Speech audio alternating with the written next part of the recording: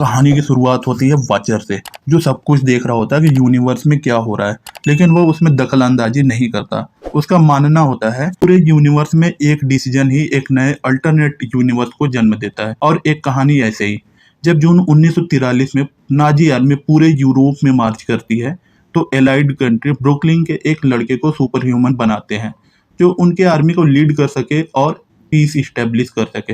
वह piece establish करने में बहुत सारा सेक्रीफाइस देता है, जिसे कैप्टन अमेरिका बोलते हैं।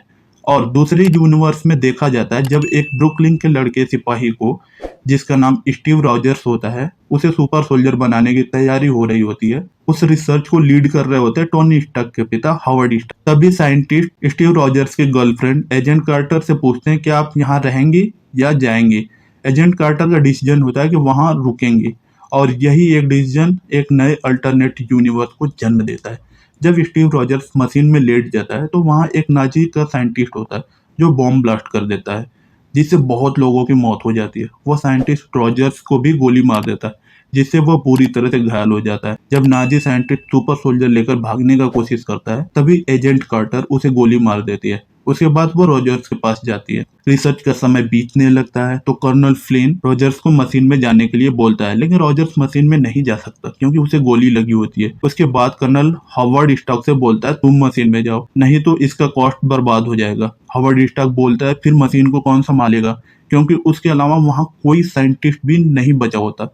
इसलिए एजेंट कार्टर उस सीरम को उठाती है और बोलती है, मेरे ऊपर प्रयोग करो, और वो मशीन में चली जाती है। कर्नल इससे सहमत नहीं होता, क्योंकि वह एक लड़की सुपर सोल्जर नहीं चाहता, और उन्हें पता भी नहीं होता कि ये बचेगी या नहीं। लेकिन कर्नल के मना करने के बावजूद हावर्ड स्टार्क एजेंट कार्टर के ऊपर सुपर सोल्जर सीरम का प्रयोग करता है, और वो सफल होते हैं। वह सुपर सोल्जर सीरम कार्टर के ऊपर इस्तेमाल करने से कार्टर की पूरी बॉडी टॉल हो जाती है और हेल्दी हो जाती है, और वो बहुत पावरफुल हो जाती है। इसके बाद कर्नल फ्लिन कार्टर पर बहुत गुस्सा करता है। उसका मिशन फेल हो जाता है, क्योंकि उसे जैसा सुपर सोल्जर चाहिए था वो नहीं हो पाता। वह एक लड़की को युद्ध में लीडर के तौर पर नहीं भेज सकता। कहानी शिफ्ट होती है नाजी साइंटिस्ट रिसर्चर हाइड्रा के पास, जो टेसरेक्ट लेने के लिए जाते हैं ओडिन म्यूजियम में, जहाँ का रक्षा एक व्यक्ति करता है। हाइड्रा के लोग उस व्यक्ति को मारकर टेसरेक्ट ले लेते हैं। वहीं दूसरी तरफ हावर्ड स्टार्क कर्नल फ्लिन को समझाता है, यदि टेसरेक्ट हाइड्रा को मिल गया तो वो उसका यूज कहाँ करेगा ये किसी को नहीं पता, और उन्हें भी नहीं पता होता कि टेसरेक्ट आखिर चीज क्या है। लेकिन कर्नल फ्लिन नहीं मानता और बोलता है जब तक वो उससे कुछ करना चाहेंगे तब तक पीस समझौता हो जाएगा।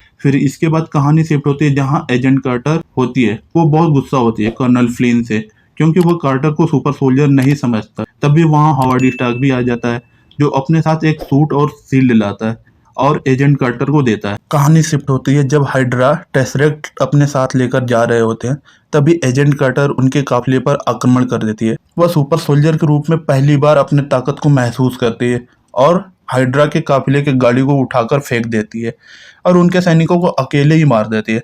कार्टर टेसरेक्ट को हाइड्रा से ले लेती है और कर्नल फ्लिन के टेबल पर ले जाकर रख देती है, और दिखा देती है कि वो कमजोर नहीं है। कहानी शिफ्ट होती है हावर्ड स्टार्क के पास, जब वो टेसरेक्ट की एनर्जी से एक आयरन सूट बनाता है, जिसका नाम हाइड्रा स्ट्रॉम्पर होता है।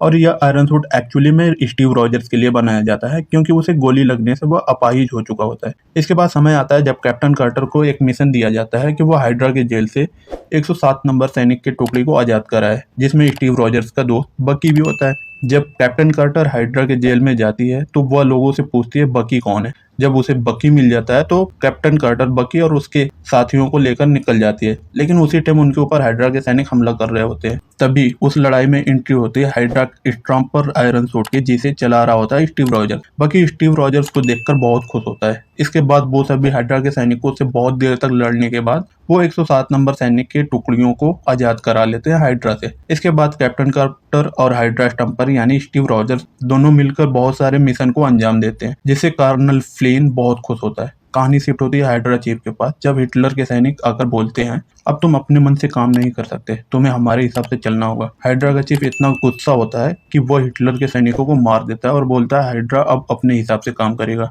और वह अपना असली चेहरा सामने लाता है, जिसे रेड स्कल के नाम से जानते हैं। कहानी शिफ्ट होती है जब कैप्टन कार्टर और स्टीव रॉजर्स किस करने जाती है, तभी हावर्ड स्टार्क आ जाता है और बोलता है तुम दोनों को एक मिशन पर जाना है, क्योंकि उन्हें एक खुफिया जानकारी मिलती है कि एक ट्रेन में रेड स्कल जा रहा होता है और उसे पकड़ सकते हैं। इसलिए कैप्टन कार्टर अपनी टीम के साथ हाइड्रा की ट्रेन पर आक्रमण करते हैं। स्टीव रॉजर्स उस ट्रेन को आयरन सूट की सहायता से स्लो कर देता है। कैप्टन कार्टर स्टीव से पूछती है, तुम्हें रेड स्कल दिखा क्या? इसलिए स्टीव ट्रेन के अंदर जाता है और देखता है कि पूरी ट्रेन में बॉम्ब रखा होता है। स्टीव सबको ट्रेन से भागने को बोलता है, तभी ट्रेन ब्लास्ट हो जाती है। स्टीव ट्रेन के साथ ही उस पहाड़ी के नीचे गिर जाता है, जिससे कैप्टन कार्टर और स्टीव का दोस्त बकी बहुत दुखी हो जाते हैं। तभी उन्हें पता चलता है कि उन्हें फंसाने के लिए गलत जानकारी दी गई थी। इसके बाद कैप्टन कार्टर हाइड्रा के उस साइंटिस्ट से पूछती है जिसे कार्टर टेसरेक्ट लेते वक्त पकड़ रखी। सब कुछ बता देता है कि रेड स्कल हाइड्रा के हेडक्वार्टर में, जो कि ब्लैक फॉरेस्ट में पड़ता है, और इसके तुरंत बाद कार्टर अपने टीम के साथ ब्लैक फॉरेस्ट में हाइड्रा के हेडक्वार्टर पर आक्रमण करती है। कार्टर अंदर जाते ही अपने टीम को दो भागों में बांट देती है। सभी लोग दूसरे तरफ जाते हैं और कार्टर अपने साथ सिर्फ हावर्ड को लेकर जाती है, क्योंकि रेड स्कल उस टेसरेक्ट से एक दूसरी दुनिया का दरवाजा खोलता है, जिसमें से एक मॉन्स्टर ऑक्टोपस निकलता है। वही दूसरी तरफ बकी और उसके साथी आयरन सूट को देखते हैं और स्टीव भी जिंदा हो, जो जमीन पर पड़ा होता है। जब वो सभी स्टीव को ले जाने के लिए उठाते हैं तो स्टीव बोलता है, मुझे आयरन सूट में जाने में मदद करो और सूट को फुल पावर दो, क्योंकि उस सूट की पावर सोर टेसरेक्ट को रेड स्कल निकाल लिया था। इसके बाद जब सूट चार्ज हो जाता है तो स्टीव कार्टर के पास पहुंचता है। अभी मॉन्स्टर ऑक्टोपस रेड स्कल को कुचलकर मार देता है और कैप्टन कार्टर हावर्ड को मशीन के पास पहुंचाती है ताकि वह दूसरे दुनिया का दरवाजा बंद कर सके। कैप्टन कार्टर उस ऑक्टोपस को धक्का मारकर पीछे करती है। तभी स्टीव भी आ जाता है, कार्टर की मदद करने लगता है। तभी ऑक्टोपस बहुत तेज से चिल्लाता है, जिससे पूरी बिल्डिंग गिरने लगती है। इसलिए स्टीव अपने बाकी साथियों को उस बिल्डिंग से बाहर निकाल ले जाता है। जब स्टीव वापस आता है तभी उसके सूट की चार्जिंग खत्म हो जाती है, तो कार्टर उस ऑक्टोपस के साथ ही दूसरे दुनिया में चली जाती है। स्टीव मदद भी नहीं कर पाता। कहानी शिफ्ट होती है 70 साल बाद, जब दोबारा टेसरेक्ट की शक्ति जाग, तभी कार्टर उस ऑक्टोपस को मारकर बाहर आती है। तो वहाँ निक फ्यूरी और हॉकाई मिलते हैं और कार्टर को पता चलता है कि वार खत्म हुए 70 साल बीत गए और फर्स्ट एपिसोड की कहानी यहीं खत्म होती है। Thanks for watching this video and God bless you all.